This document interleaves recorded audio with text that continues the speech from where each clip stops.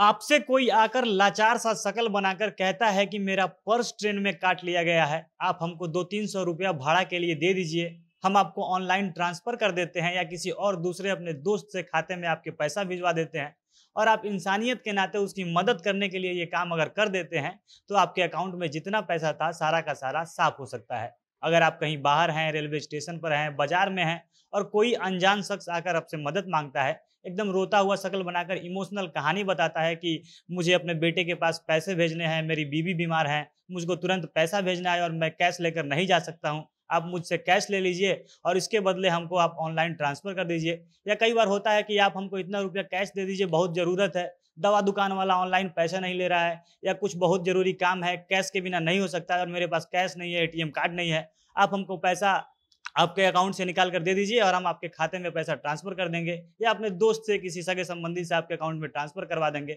और आप इंसानियत के नाते पिघल मत जाइएगा, क्योंकि हो सकता है कि आप इसी उसकी मदद करने गए और कुछ घंटे बाद आपको और लोगों से मदद माँगनी पड़े, क्योंकि पल भर में आपका सारा अकाउंट खाली हो सकता है। ये सारी बातें हम यूँ ही नहीं कर रहे हैं, बल्कि बिहार में ये हो रहा है और बहुत धड़ल्ले से हो रहा है। कई ऐसे केस सामने आ चुके हैं, क्योंकि बिहार में एक गैंग एक्टिव हुआ है जिसका काम है इमोशनल स्टोरी बताकर लोगों से साइबर फ्रॉड करना, यानी जो ऑनलाइन ट्रांजैक्शन होता है उसके सहारे ठगी कर लेना।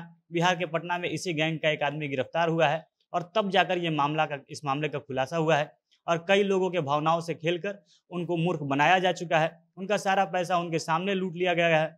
अब इन लोगों को इमोशनल करके ठगी करने वाला यह गैंग कैसे काम कर रहा है और कैसे आप इस ठगी के से बच सकते हैं या कैसे आप इस ठगी के शिकार हो सकते हैं, आपको सारी जानकारी हम वीडियो में आगे बताएंगे। पर उससे पहले नमस्कार, जनता जंक्शन देख रहे हैं आप और मैं हूं सन्नी मिश्रा। कैमरे के पीछे हमारे साथी विशाल खड़े हैं।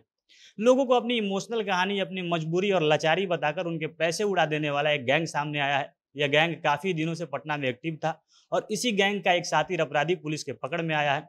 तब जाकर इस गैंग के बारे में खुलासा हुआ है। पटना के कोतवाली थाना पुलिस ने इस गैंग के एक मेंबर को पकड़ा है जो पटना जंक्शन पर किसी अपराधी को लूटने के फिराक में था। पुलिस ने बताया कि पटना जंक्शन पर इस अपराधी के साथ इसका एक और साथी था और ये दो लोग मिलकर एक यात्री को अपना शिकार बना रहे थे। दोनों लोग इस यात्री को फंसाने की तैयारी में थे, उनको अपनी इमोशनल कहानी सुना रहे थे और तब तक उधर मौजूद पुलिस को इन पर शक हुआ और इनकी हरकतों को देखकर पुलिस ने जब इनसे पूछताछ के दौरान जब इन दोनों छात्रों को यह समझ आ गया कि पुलिस को इन पर संदेह हो गया है, पुलिस इनको पकड़ लेगी, तो ये भागने लगे, जिसमें से एक तो भागने में सफल रहा लेकिन दूसरा अभी पुलिस की गिरफ्त में आ गया है। और जब पुलिस ने इस गैंग के एक सदस्य को पकड़ा, इससे पूछताछ की, तब इस पूरे गैंग का खुलासा हुआ कि कैसे ये लोग काम करते थे, कैसे ये लोगों को मूर्ख बनाते थे। जो अपराधी पकड़ा गया उसका नाम सैफ अली खान है और यह मात्र 19 साल का लड़का है। यानी ये उम्र में भी ऐसे होते हैं कि आप इनको देखकर बेबस और लाचार समझकर इनकी मदद करने के लिए तैयार हो जाएंगे।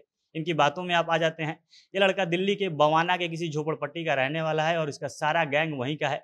गैंग के सारे मेंबर उसी इलाके में रहते हैं। पूछताछ में इसने जो अपने काम करने का तरीका बताया है उसको जानकर आपके होश उड़ जाएंगे। ये लोग पटना जंक्शन पर उतरने वाले वैसे यात्री को टारगेट करते थे जो अकेले होते थे, इनके पास काफ़ी सामान होता था।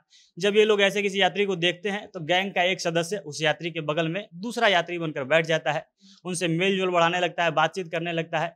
आधा 1 घंटा बीतने के बाद जब दूसरा साथी वहाँ पहुँचता है और वो ऐसे नाटक करता है जैसे अपने पहले साथी को जानता ही नहीं हो।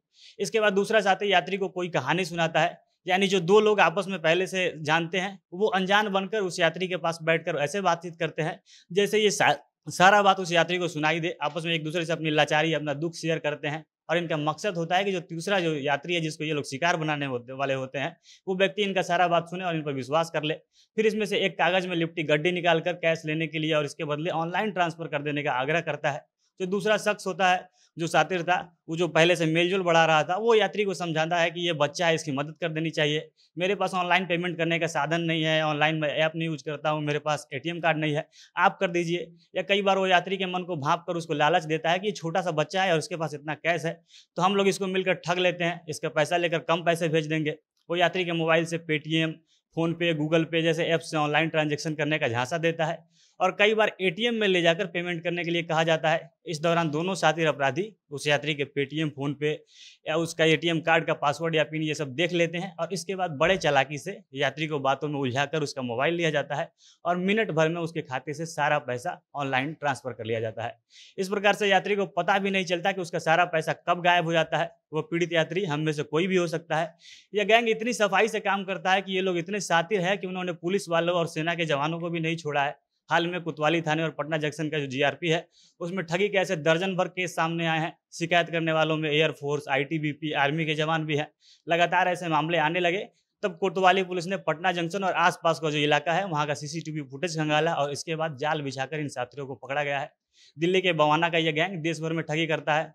बवाना के करीब 200 घरों में सभी लोग यही करते हैं। यह गिरोह दो के ग्रुप में स्टेशनों और भीड़-भाड़ वाले इलाकों में, बाजारों में सक्रिय रहता है और ठगी करते रहता है।